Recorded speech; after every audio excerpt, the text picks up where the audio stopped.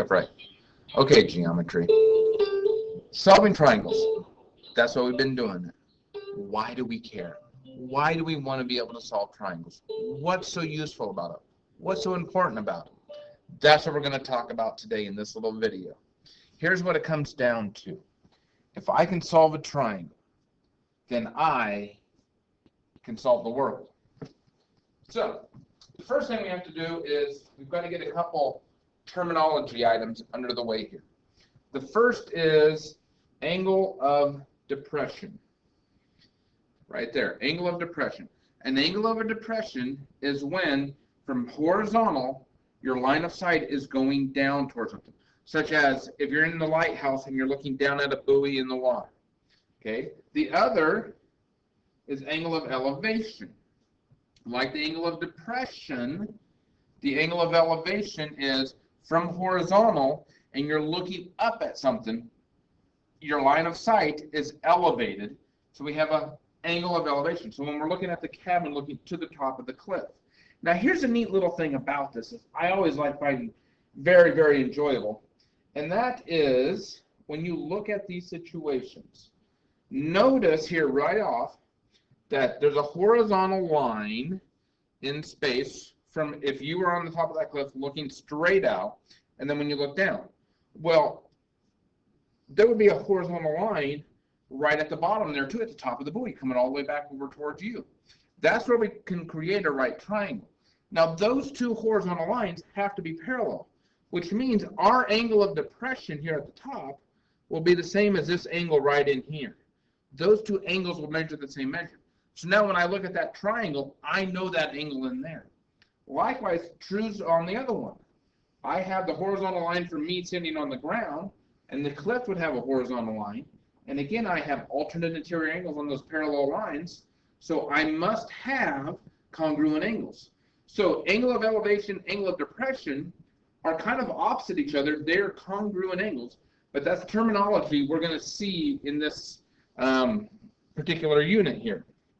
So what are you going to see? You're going to see problems that might look like this. And then we call them indirect measurements because we can't really measure them directly. We can't just get out a ruler and go with it. So here, we have a salvage boat. It dropped a diver into the water, and from that point, it found where it was looking for, and that happened to be 13.25 degrees away. And that was an angle of depression. And we know at that point it's a 40-meter depth. We want to know how far does this guy have to walk? Well, a depth should be a perpendicular distance from where we're at. So when I look at that triangle, I see I have a right triangle. So now in that right triangle, I have an angle.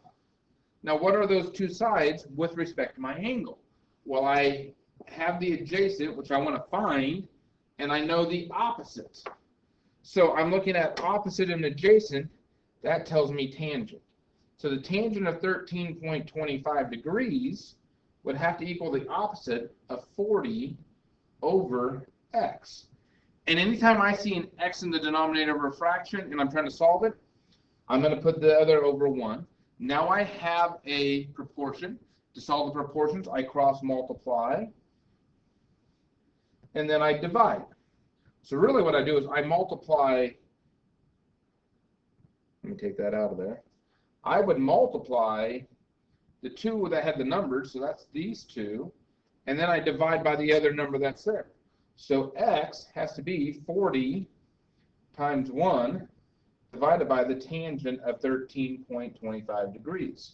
So if I run that through my calculator, handy little calculator, I get 40 divided by the tangent of 13.25 degrees, and I get he's got to walk 169.9 meters.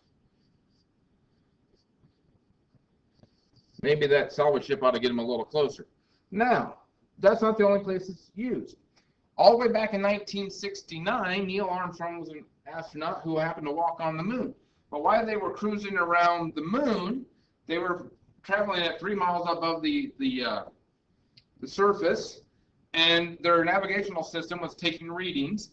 And at the one point, it had this big crater in mind there, and it had the measure to the front edge at a 29-degree angle, and to the back edge as a 16-degree angle. So when you look at that figure there on the right, we have two right triangles that are formed there. One of them has a 29-degree angle in it.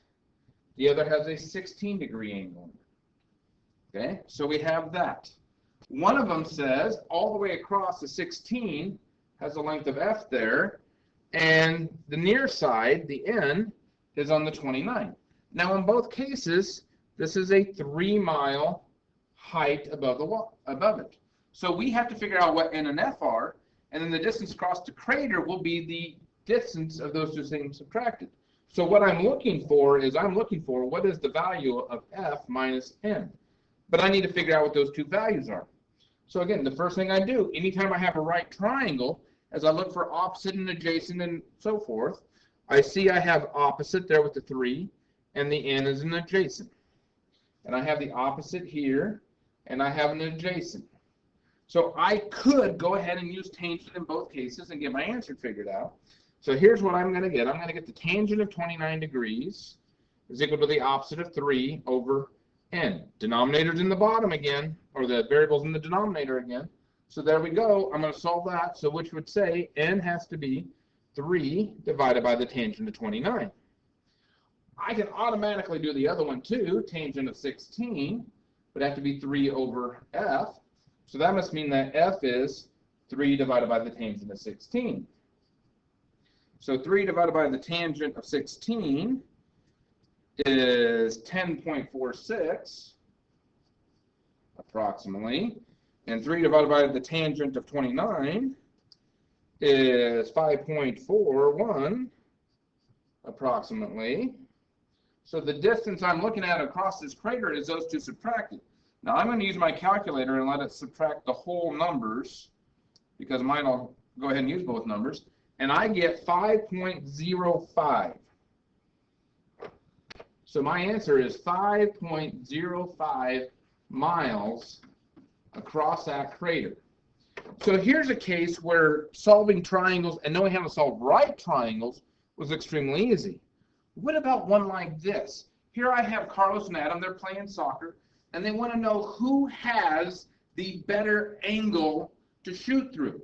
Is it Carlos, who is standing back 40 feet from one goalpost and 50 from the other, or is it Adams, who's standing 22 from one goalpost and 30 from the other? And we know that the distance between goalposts is only 24 feet. So when I look at this, I'm giving all three sides of Carlos's triangle, and I'm giving all three sides of Adam's triangle.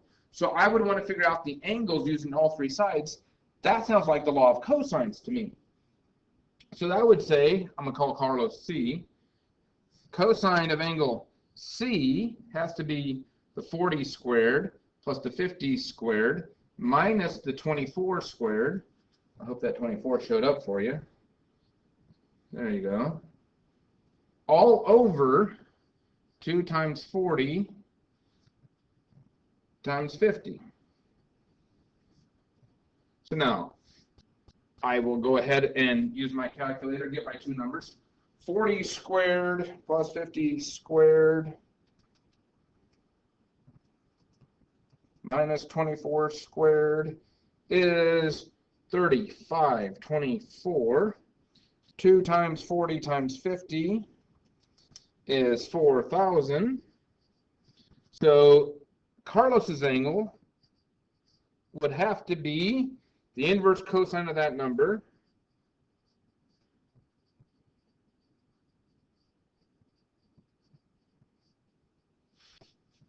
which is going to get me inverse cosine of 3524 divided by 4,000.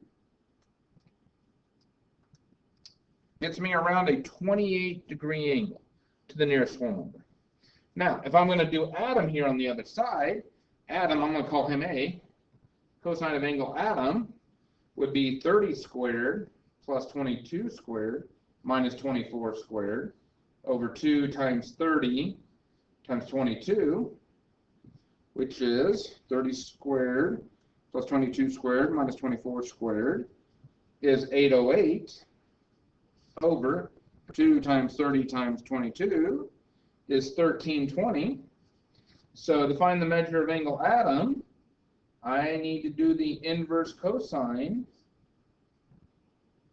of 808 over 1320, or as I prefer the word arc cosine, which gets me inverse cosine of 808 divided by 1320, gets me a 52-degree angle, or about. So what does that tell me? That tells me that Adam has the bigger angle to shoot through. Well, so there was a place where we had to know the law of cosines to figure out, because we couldn't do it through right triangles. Well, let's look at this problem. To find the distance between 2 points A and B on opposite sides of a river, a surveyor measures the distance to point C on the same side of the river as point A. So the surveyor was standing at point A, looked across, and wanted to know the distance to point B. So what he did is he measured a distance straight on his side of the beach to point C. And that came out to be 240 feet. So this distance right here is 240 feet. Now, what we know is he then measured the angles from A to B as 62 and measures the angle from C to B as 55. So this was a 62 degree. Whoops.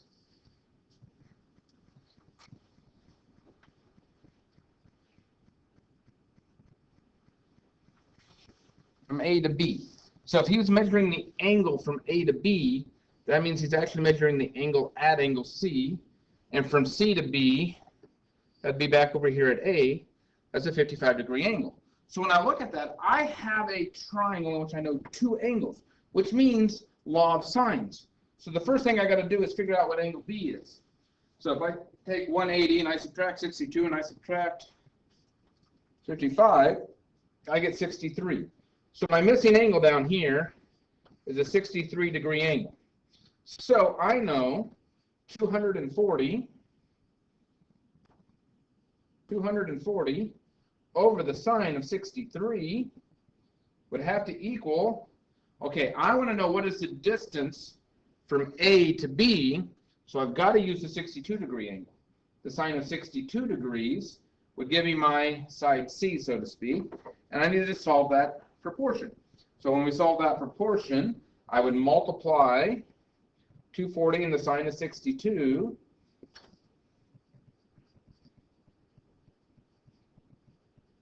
and then I would divide that by the other one, the sine of 63, and that'll give me that side. So 240 times sine of 62 divided by the sine of 63 gets us 237.8.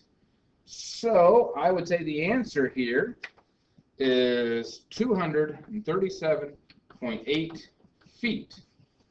So there was a place where we had to use the law of sines, and we had to use one that was the law of cosines, and we had the right triangle problems. So here's one more problem to look at. So here, when the angle of elevation, which means that when I look up to the sun, is 62 degrees, a telephone tilted at an angle of 7 degrees from vertical casts a shadow of 30 feet long on the ground. Find the length of the telephone pole to the nearest tenth of a foot. Well, now here's the slight problem here is, because that tells us we got an issue here at the angle. Right here at the angle, it's 90 degrees to the sun, which would be straight up, but the pole isn't going straight up. The pole has a 7-degree slant. So when I look at that and I think about it in the way that they're trying to tell us there, it's telling us that this is actually an 83-degree angle, and this is a 62-degree angle, and this is 30 feet between it. But what if that pole was actually tilted more the other way, in which case it would look more like this, where this is a 62-degree angle, and this is a 97-degree angle, and this is 30 feet. So we'd have to kind of pay attention to exactly which way that pole is leaning. And in this diagram, it looks like the pole is leaning towards the side of the shadow. So we would want to go with our first option. So now when I look at either case, I notice I have two angles and a side, which means I would want to use the law of sines. And to use the law of sines, the first thing you have to do is figure out what is the missing angle. And our missing angle is a 35-degree angle over here. So now I can do 30 over the sine of 35 would equal over the sine of 62 degrees. Now, why did I say 62 degrees?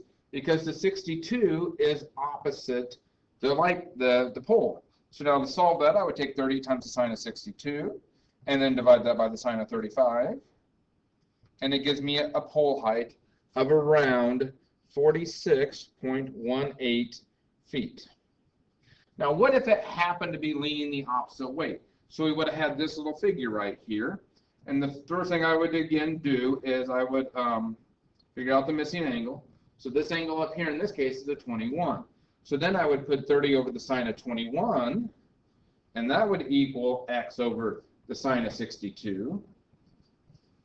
So again, the first thing I'm going to do is multiply the 30 and the sine of 62, and then I would divide by the sine of 21. And when I do that, I get a 73.9 foot pole. Now we're talking about a standard light pole, and if that's the case, 73 seems a little high for a standard light pole. 46 feet seems a little bit more appropriate. But that's a way to measure things that you can't measure directly, is we can solve these triangles to do it. Okay, you're ready to go on this one now.